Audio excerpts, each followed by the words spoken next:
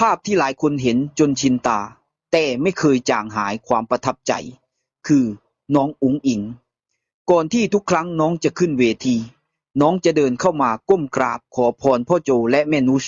ด้วยความนอบน้อมอยู่เสมอยกเว้นว่าวันที่พ่อโจหรือแม่นุชไม่อยู่น้องจึงไม่ได้ไปกราบขอพรก่อนขึ้นเวทีมันไม่ใช่แค่การทำตามธรรมเนียมแต่มันคือการแสดงความกตัญญูจากหัวใจ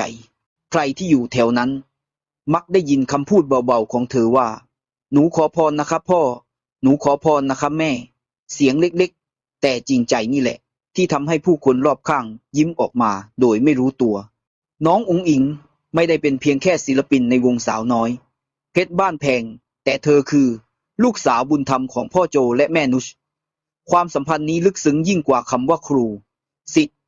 มันคือความรักแบบครอบครัวแท้ๆที่ก่อเกิดจากความเมตตาความไว้วางใจและการโอบอุ้มกันด้วยหัวใจทุกครั้งก่อนขึ้นเวทีอุ๋งอิ๋งจึงเดินเข้าไปก้มกราบพ่อโจและแม่นุชเหมือนลูกสาวที่เคารพพ่อแม่แท้ๆนั่นไม่ใช่พิธีการแต่เป็นสัญลักษณ์ของความกตัญญูและความรักที่จริงใจการที่อุ๋งอิ๋งมากราบพ่อโจและแม่นุชทุกครั้งก่อนขึ้นเวทีคือการตอกย้ำว่าเธอไม่เคยลืมว่าใครคือคนที่ยื่นมือให้โอกาสใครคือคนที่คอยดูแลเธอเหมือนลูกแท้ๆพ่อโจมองลูกบุญธรรมคนนี้ด้วยสายตาแห่งความภูมิใจทุกครั้งที่เธอก้มกราบนั่นคือคำตอบว่าสิ่งที่เขาทุ่มเทตลอดมาไม่สูญเปล่าแม่นุชรับการไว้ด้วยรอยยิ้มอบอุ่นเสมอเพราะมันไม่ใช่การเคารพเพียงเปลือกนอกแต่มันมาจากความจริงใจของลูกสาวคนนี้แฟนคลับที่ได้เห็นภาพอุ๋งอิ๋งกราบพ่อโจและแม่นุชต่างพูดเป็นเสียงเดียวกันว่านี่คือเหตุผลที่เธอไม่ใช่ศิลปินธรรมดาแต่คือศิลปินที่มีคุณค่าทางใจทุกการก้มกราบทุกการยกมือไหว้สื่อถึงการไม่ลืมตัวไม่หลงทางและนี่คือสิ่งที่ทำให้เธอยืนอยู่ในใจผู้ชมอย่างมั่นคงทุกครั้งที่ก้าวขึ้นเวทีหลังจากกราบพ่อแม่ของเธอแล้วเสียงเพลงของเธอจะเต็มไปด้วยพลังและความอบอุ่นเพราะเธอรู้ดีว่าข้างหลังมีทั้งพ่อโจแม่นุชและครอบครัวแฟนเพลงคอยส่งแรงใจให้อยู่เสมอและนี่คือเหตุผลที่บทเพลงของอุ๋งอิ๋งแตกต่างจากใครๆมันไม่ใช่เพียงการร้องแต่คือการถ่ายทอดความรักความศรัทธาและความกตัญญูที่เธอมีต่อทุกคนตำนานที่ถูกสร้างขึ้นด้วยหัวใจความอ่อนน้อมถ่อมตนและความกตัญญูแบบนี้ไม่ได้เพียงทำให้อุ๋งอิ๋งเป็นที่รักแต่ยังกลายเป็นตำนานที่หลายคนจะเล่าต่อไปในอนาคตว่าศิลปินสาวที่ดังระดับประเทศคนนี้ไม่เคยลืมพ่อแม่บุญธรรมที่โอบอุ้มเธอที่เล่ามาก่อนหน้านี้สะท้อนให้เห็นว่าอุ๋งอิ๋งไม่ใช่แค่ลูกบุญธรรมของพ่อโจและแม่นุชแต่เธอคือสัญลักษณ์ของความรักความเคารพและความกตัญญูในสายเลือดของหมอลำและนี่เองที่ทำให้ทุกครั้งที่เธอก้าวขึ้นเวทีเธอไม่ได้ขึ้นไปเพียงคนเดียวแต่ขึ้นไปพร้อมความอบอุ่นของคำว่าครอบครัวความอ่อนน้อมที่กลายเป็นเสน่ห์ทุกครั้งที่อุ๋งอิ๋งก้มลงกราบพ่อโจและแม่นุชมันไม่ใช่เพียงแค่พิธีการแต่เป็นสิ่งที่เธอทำด้วยความ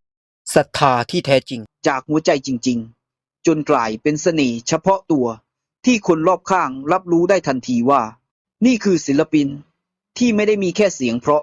แต่ยังมีจิตใจที่งดงามลูกบุญธรรมที่ทำให้พ่อแม่ภูมิใจพ่อโจกับแม่นุชเลี้ยงดูและประคับประคองอุ๋งอิ๋ง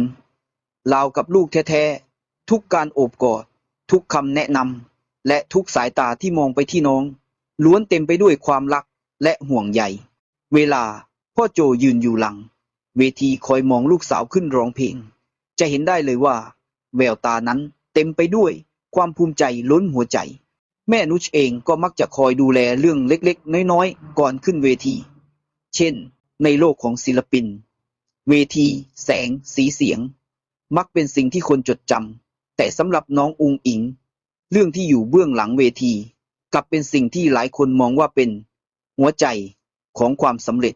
แม่นุชไม่ใช่เพียงแม่บุญธรรมแต่คือผู้ให้โอกาสผู้ดูแล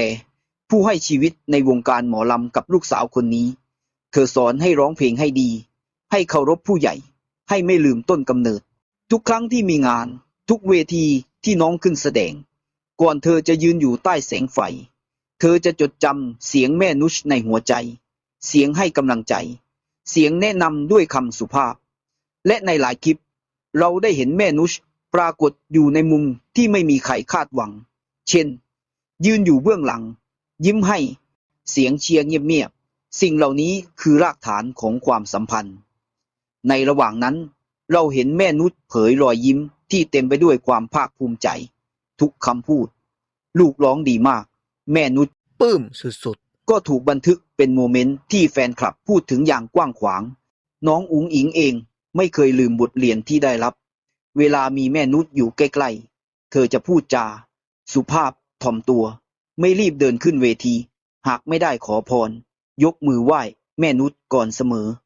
ความสัมพันธ์ตรงนี้เป็นภาพที่แฟนๆหลายคนชื่นชม หลายคนเอาไปเป็นตัวอย่าง ในโลกของศิลปินที่เปลี่ยนไปเร็ว อะไรหลายอย่างอาจเลือนหายได้ แต่สิ่งหนึ่งที่ผมเชื่อว่าจะอยู่ยาว คือความรักและเคารพที่อุ๋งอิงมีต่อแม่นุช และแม่นุชเองก็ให้ความอบอุ่น ความมั่นใจ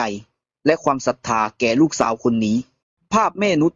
ยืนอยู่ในมุมของคลิป ผู้ชมอาจมองข้าม แต่หลายคนที่ตั้งใจฟัง ตั้งใจสังเกต จะรับรู้ได้ว่า เสียงยิ้ม เสียงภาคภูมิใจ เสียงให้กำลังใจ ทั้งหมดนั้นแฝงอยู่ในทุกงาน ทุกเพลง ทุกเวทีของอุ๋งอิง และนั่นล่ะครับ คือเรื่องราวของความรัก ความผูกพันที่แม่นุชมโอบให้กับลูกสาวบุญธรรม ผู้โดดเด่นในวงการหมอลำณวันนี้ สุดท้ายนี้ ถ้าคุณชอบคลิปนี้ก็อย่าลืมกดไลค์กดแชร์ กด Subscribe เพื่อเป็นกำลังใจให้กับทีมงานเราด้วยนะครับ